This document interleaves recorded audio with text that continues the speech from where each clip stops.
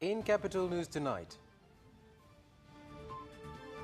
Tanzania assures investors from EU countries of improving investment environment.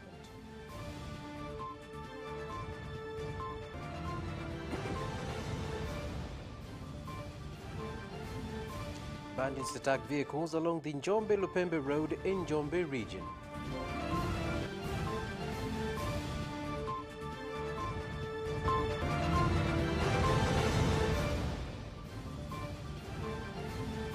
And in sports, Tanzania Professional Boxing Commission bans the fight between Suleiman Kidunda and Patrice Mukala.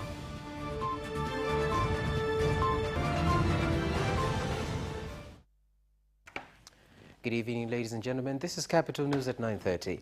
My name is Carlos Banda. First, the national news. The Vice President of the United Republic of Tanzania, Dr. Philip Mpango, has assured member countries of the European Union that the government will continue to improve the investment environment and called on investors from the countries to come and invest in various priority sectors such as agriculture, tourism, industries and transportation. Vice President Dr. Mpango made the call while opening Tanzania European Union Business Forum that is taking place in Dar es Salaam. Tanzania has a very strong desire to attract foreign direct investment and capitalize on our rich natural resource endowments and a strategic geographical location. While we are aware of the turbulence of the geopolitics, we are also conscious of the opportunities that come with it, particularly on enhancing food security and the agricultural sector as a whole. We are now in the process of preparing the next Tanzania development vision for another 25 years, where we envision to transform the national economy from a lower middle income country to join the rank of upper middle income countries. This will certainly require, among other things, increased investment and trade, and hence we are really optimistic that this forum will be an important lever towards this objective. Since it aims to showcase Tanzania's potential opportunities and their comparative advantage for European Union investors and business communities.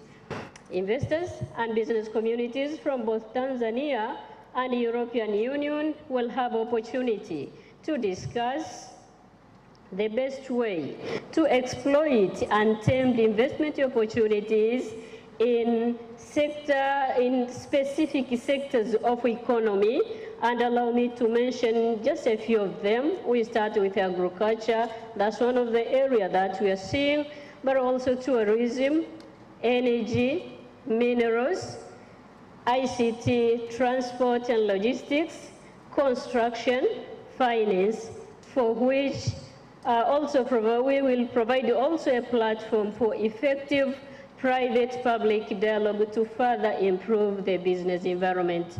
To let in private operators and developers of the port to develop and operate our ports. The third area of cooperation is on the advisory on the PPP contracts, specifically preparation of the contracts and the supervision of the same. And the last area is on the technical training in all areas of port industry. The government has issued state guarantees for the investment of KNAUF. So KNAUF has decided to invest additional 115 billion Tanzanian shillings that will triple the production by 2025. Bandits have attacked several lorries as well as a passenger bus at Nyalivi area in Kidegembia village along the Njombe-Lupembe Road in Njombe District Council, whereby in the incident that occurred last night, the bandits stole cash and mobile phones from the passengers. Nikaona kuna jamaa mmoja amekuja na panga, nikapigwa na panga hapo kwenye shavu. Akasema kimbia, rudi kwenye gari yako. Ndio wananifukuzia mimi kurudi kwenye gari. Kondakta wangu akawa tayari ameshamlaza yuko chini. Mimi narudi nakimbia kwenye gari, wakawa tayari wameshazuia nisiingie kwenye gari. Nikapanda kwenye tengi la mafuta juu, wakanifuata juu kwenye tengi la mafuta. Nikaruka kutoka kwenye tengi la mafuta juu kuruka chini. Nilivyoruka chini nikaenda kuangukia mgongo. Pale nikafaulu kujinasua kufanyaje? Kukimbia. Nilivyokimbia nikafika mbele ya safari, nikamtumia dereva mwenzangu lichi kwamba bwana, tunaomba msaada, wenzenu tumevamiwa huko. Watu wakaikabidi wafanye maamuzi ya kulala pale chini, maana waloleta ubishi wao walipigwa sana. Ila lengo lao kubwa hasa walikuwa wanataka ni pesa. Wakasa sisi hatuhitaji simu, hatuhitaji vitu vyote, ila tunachotaka mtoe hela. Ameanza matibabu, amelazwa na amefanyiwa vipimo ambavyo vinaonyesha hajapata madhara makubwa. Kwa sasa amepata dawa na anaendelea vizuri kwa mujibu wa daktari aliyemhudumia. The government has called on local companies to look into how they can collaborate with foreign companies and venture into large-scale oil and gas production projects. The call was made in Dar es Salaam by the Deputy Minister of Investment, Trade and Industry, Exaud Kigai, at the opening of the 24th Oil and Gas Construction Expo.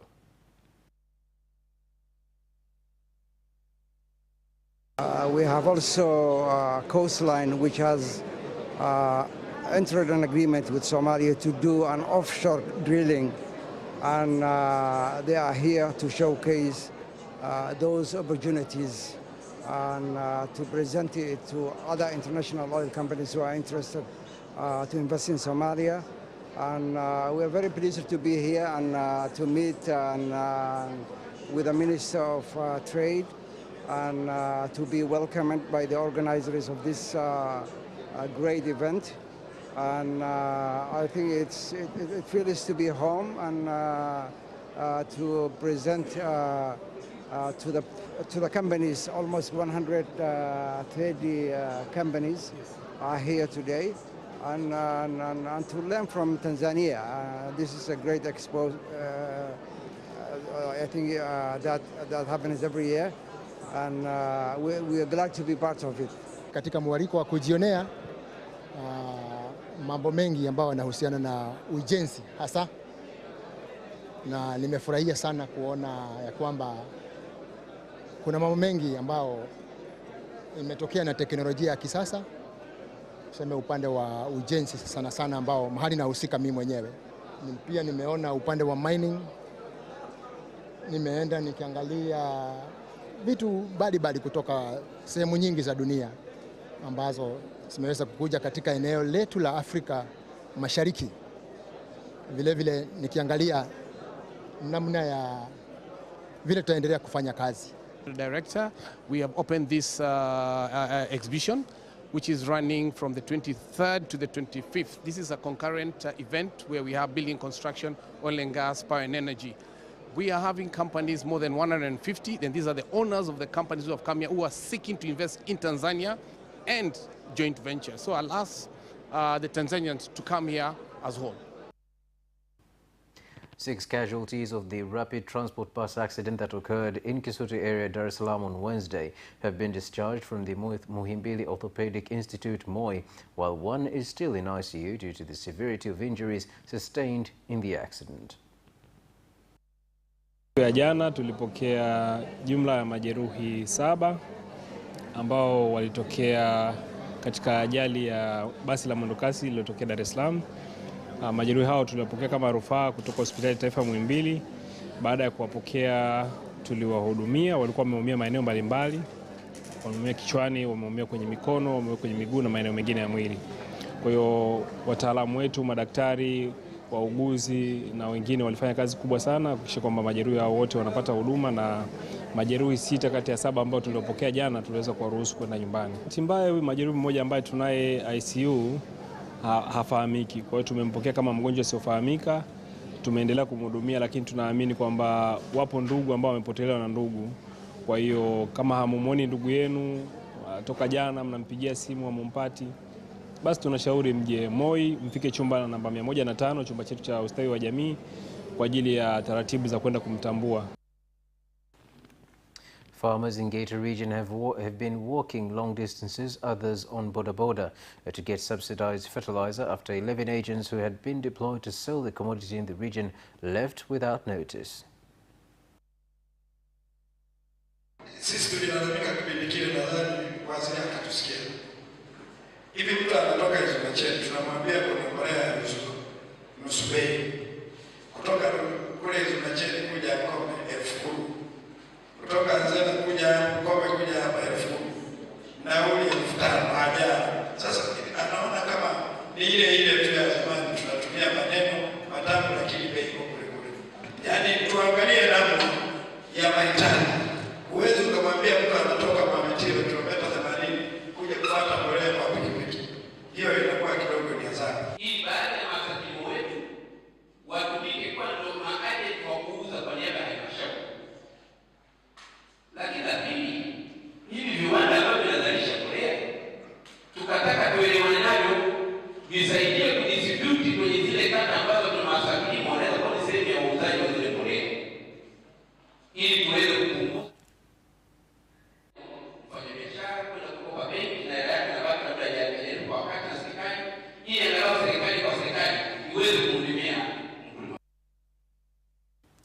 As the Community-Based Rehabilitation Hospital CCBRT marks the 25th anniversary this year, the hospital in Moshi plans to establish a workshop for production of various medical tools for people with disabilities in order to reduce importation of the products at high costs.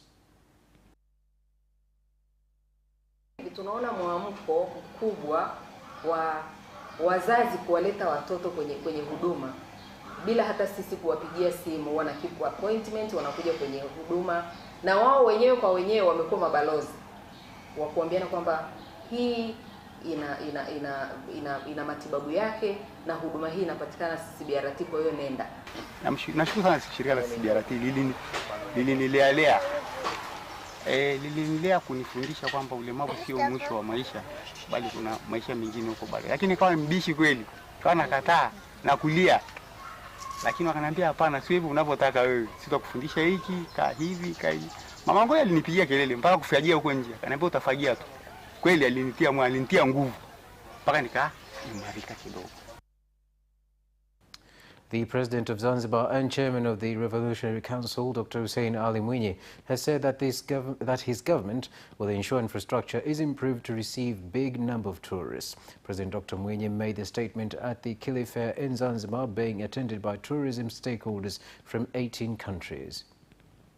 As we attract more tourists and investments, we must remain conscious of the environmental impact on our limited island resources. That is why I ask all tourism business owners to embrace sustainable business practices and uphold the recently launched Zanzibar Sustainable Tourism Declaration. The tourism industry globally has contributed significantly to pollution, biodiversity loss, and climate change, leading to degradation and destruction of local ecosystems, greenhouse gas emission, and pollution of land, air, and water. So let us join hands and commit to sustainable practices to ensure that Zanzibar's beauty remains for generations. Mheshimiwa Rais, ni kuahidi tutafanya kazi kwa karibu sana na mwenzangu kuhakikisha kwamba zile ndoto za waasisi wa taifa zetu tumezifikisha panapotakiwa. Kwa ukubwa wa nchi yetu na historia ya nchi yetu, hatupaswi kuwa nyuma.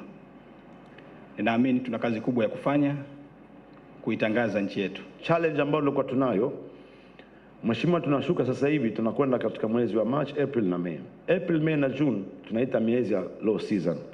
Leo mbele yako nataka tutamke, from today onwards we are not going to use the words low season. We don't want to hear. I don't know Hafsa and Mfugale what names you are going to use. Ikiwa mtakuja na green season, kijani ya Zanzibar, kijani ya Arusha, we want to hear now no more low season. We don't use this word. When we say low season, tunajipiga risasi in the head. We are telling people not to come. So let's tell people, come, it's raining, you're going to dance and swim in the Indian Ocean while it's raining. We're going to take you into the fields, ride a bullock cart, with a nice cow and go onto the paddy fields, whichever way. Lakini lazima tunaondoa hili kwa pamoja. The government in Ruvuma region says that it will continue to commemorate the heroes of the Maji Maji War as well as other war heroes who fought for the nation. This was revealed during the launch of the Heroes Week in Ruvuma. Jambo pamoja na wenzangu litakuwa ni kuchochea maendeleo ili kuvusha mkoa kutoka katika sehemu moja kuelekea nyingine katika nyanja zote, ikiwepo eneo hili muhimu la kuenzi mashujaa wetu na utalii wa utamaduni. Chukua nafasi hii kumshukuru sana Mheshimiwa Rais wa Jamhuri ya Muungano wa Tanzania. Makumbusho haya ni adhimu kwa sababu inatunza historia ya kumbukumbu ya mashujaa wa vita vya Maji Maji ambao walikuwa ni wazalendo. Ndio maana tumekutana hapa kuendelea kuwaenzi na tutaendelea kuwaenzi kwa sababu kazi yao wameifanya na sisi tunaiendeleza. Tumerithishwa na tuwarithisha.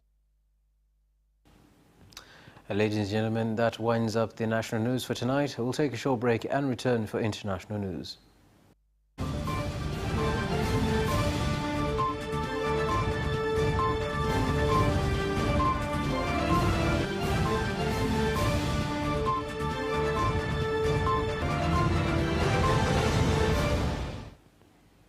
Welcome back, and now international news.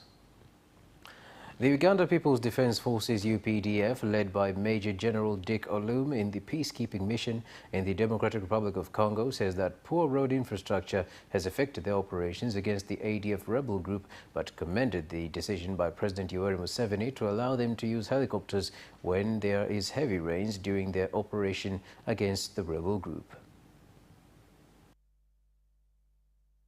The roads infrastructure in Congo here, in the eastern Congo, is a huge challenge. And that's what impedes our journeys, our movement, our troop disposition, our logistical supplies is a huge challenge. That's why we end up using the helicopters, to use these helicopters. Although, of course, minimally, not always, because it is extremely expensive to use the helicopters. But the helicopters have been, you know, a game changer in this mission. But also talk to the lower soldiers at the battalion and the platoon at the company levels. The reason is, there are issues or there are problems that may not reach you. But once you visit these soldiers at the lower level, they give you, you're in touch, you're in full touch with exactly what these soldiers are doing and what problems they go through. So in so doing, you get a clear way of trying to sort out each. The entry of Taifa Gas Company from Tanzania in the Kenyan market is expected to create competition in the energy sector as well as bring down energy prices. The Director General of the Taifa Gas, Veneranda Masum, says that the company has invested $130 million equivalent to 16 billion Kenyan shillings in the project that will involve importation, storage and distribution of liquefied petroleum gas at the Special Economic Zone in Dongokundu, Mombasa County. President William Ruto is expected to lay the foundation stone on Friday for the construction of the project. With this investment, of course, we are planning to bring in a lot of revenue, a lot of foreign currency through the export business, but also we are planning to create jobs for the local community, I mean Mombasa in particular. So we see that with our capacity, once it is completed, we are able to create around 90,000 jobs. That means we are able now to order big vessels. If we order big vessels, you are able to negotiate better in terms of premiums. You are able to negotiate better in terms of your transport because you are bringing something in large quantities. 18 presidential candidates of Nigeria's general election have signed a second peace accord in the capital Abuja in a bid to prevent unrest during the February 25 polls. The accord aims to bind political parties, candidates and their supporters to resort to constitutional means if they are dissatisfied with the electoral outcomes. An early agreement had been signed in September 2022, which former military head of state and retired General Abdul Salam Abubakar Said had been violated numerous times. And that, ladies and gentlemen, concludes the international news for tonight. Let's take a short break and return for business news.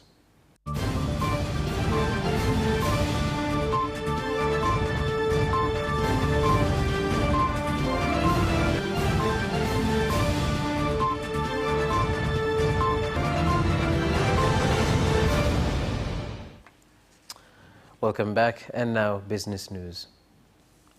The government is in the final stages of completing an electronic cotton buying system that will help farmers avoid being cheated by unscrupulous buyers as well as leaders of primary cooperative societies. Changamoto ambayo tumekuwa nayo ni kwamba vyama vyetu vya ushirika kuna baadhi ya viongozi ambao wamekuwa sio waaminifu. Sasa mfumo ulio kwenye pamba ni kwamba inapofika wakati wa ununuzi wa pamba, wale wanunuzi wanapeleka fedha. Unaweza kukuta hata ni wanunuzi 5 wamepeleka fedha kwenye chama kimoja kwa ajili ya kununuliwa pamba. Sasa changamoto nayo kuwepo ni kwamba ukikuta kiongozi wa chama cha ushirika ambaye sio mwaminifu, huwa wanapotea na zile fedha, au wananunua pamba kiasi fulani na fedha zingine zinapotea. Chia mbali upande wa kuuza, zoezi hili pia litasaidia upande ule mwingine wa kilimo na uandaaji wa mashamba, ili wakulima wale wanapofanya shughuli zao za shamba ziweze kuwa ni shughuli ambazo zinatija. Kwa ni matumaini yetu kwamba kwanza mkulima atapata fedha stahili kwa wakati, lakini pamba yake pia itakuwa kwenye ubora ambao baadaye tunapoenda kwenye soko la kidunia tutakuwa tunaweza kushindana vizuri. The Fair Competition Commission says it has continued to come up with new ways of fighting the problem of fake products in the country that include providing education to producers on laws against fake goods.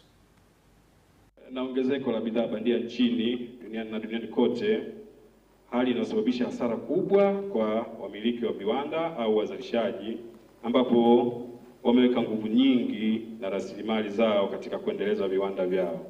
Kwa mantiki hii, mazingira haya ndiyo yameipa sasa msukumo FCC kuona haja ya kutoa mafunzo haya kwa wenzetu wa CTI katika kuhakikisha kwamba kwanza wao wenyewe wanaelewa, lakini pia wanazingatia masuala ya ushindani. Kupitia semina hii natoa maelekezo kwa wakurugenzi wa halmashauri zote katika mkoa wa Arusha kuhakikisha mnayabaini makundi au vikundi ambavyo vinajihusisha na uzalishaji na vinahudumiwa na serikali kupitia halmashauri zenu.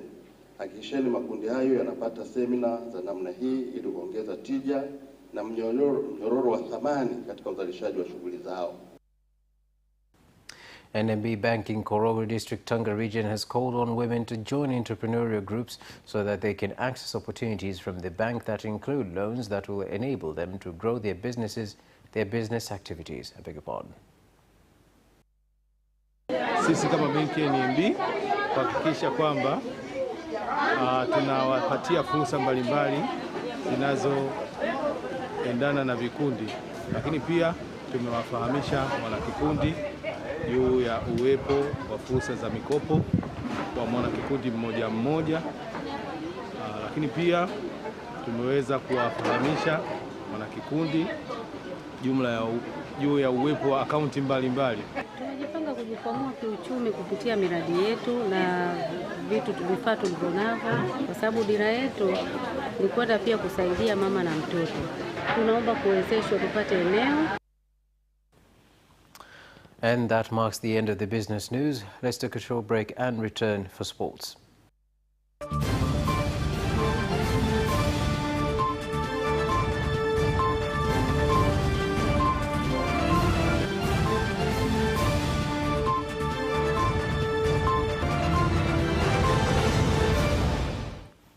Glad to have you back, and now sports news.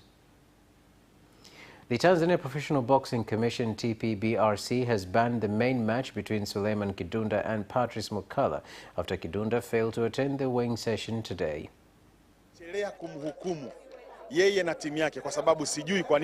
I don't want to judge him and his team because I don't know why he did not show up, but if he fails to come 2 hours after he was supposed to be here, then we have no choice but to fortify the match.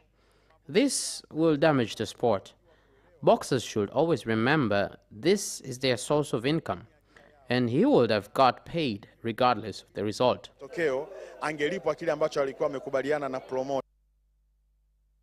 Several Simba fans have called on the Prevention and Combating of Corruption Bureau PCCB to investigate the club's recently held general election, saying they sense there were elements of corruption. Those behind me are just a few, but there are more than 200 people who support this because they want their club to be ran in a proper way so the investor can get profit. kumpiga mwekezaji kiasi kwamba kinafikia mahali kitamkatisha tamaa. The management of the military games have handed over football, basketballs and volleyballs to teachers of colleges as well as vocational teachers centers in Mtwara after ending the military games that were mostly held at the grounds of Mtwara Teachers College. Kukabidhi vifaa vya michezo ambavyo tumeona vitafaa kwa ajili ya matumizi ya vyuo vyetu viwili. We've decided to donate sports equipment that can be suitable for these two colleges, the Teachers College as well as the Technical College of Mtwara. We've decided to donate the equipment because of the cooperation they've given us, as we have ran our competition with good understanding, and we've also seen students who are also athletes. Ni vizuri tuache kumbukumbu nzuri kwa ajili ya matumizi ya wanafunzi ambao wanasoma katika vyuo vyetu hivi viwili. And lastly, in the NBC Premier League, Mbeya City proved themselves yet again after defeating Police Tanzania, taking all 3 points away by scoring 1-0. And that sports item ends our news bulletin for tonight. Thank you so much for watching and good night.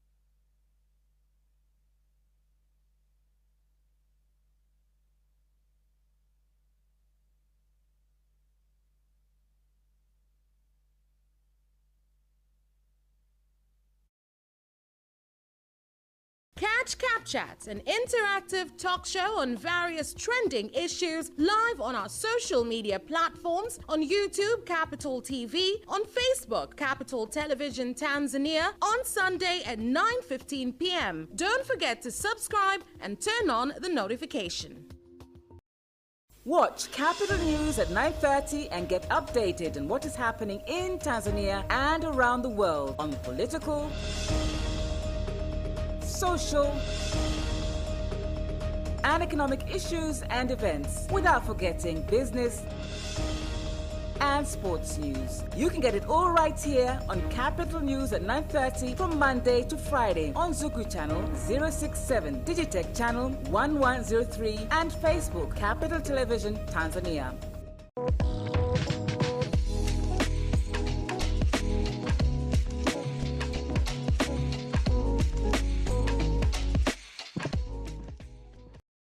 Sasa unaweza kutangaza biashara yako hapa ITV ukiwa popote Tanzania. Wasiliana na mawakala wetu wa mikoani. Moshi Boisafi Shopping Center 0767552551 au 0764150743. Talanta Insurance Agents wapo barabara ya Posta, jengo la Fresh Coach Moshi 0767421822 au 0677480717. JM Communication wapo Marangu Mtoni 0754841319 au 0762013679. Arusha Lihundi Communication 0757200769. Megatop Agents 0754300810 au 0784682268.